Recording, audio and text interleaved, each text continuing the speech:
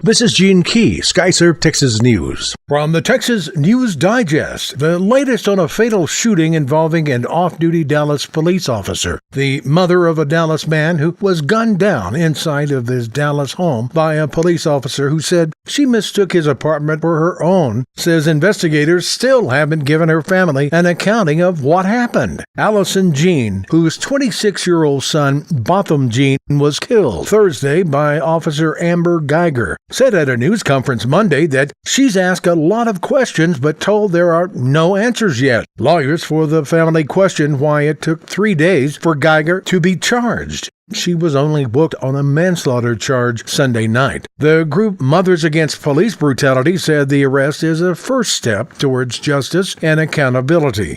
More than 2 months after the president ended the zero-tolerance policy on the border, more than 400 of the children separated from their migrant parents remain in U.S. custody. Dozens of children, many toddlers, still unable to reunite with their parents. According to the latest tally, more than 400 kids separated from their parents at the U.S.-Mexican border remain separated from their parents. More than 300 parents of those kids are now in their home countries.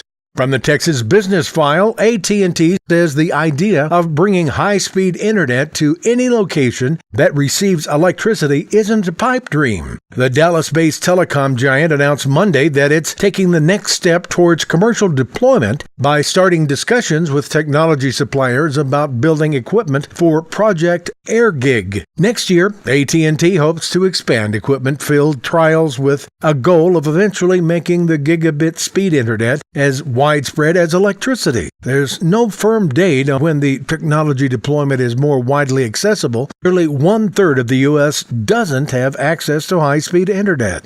Researchers at the company's lab discovered 2 years ago that low-cost plastic antennas placed along the nation's existing electric and telephone poles could be used to deliver high-speed internet.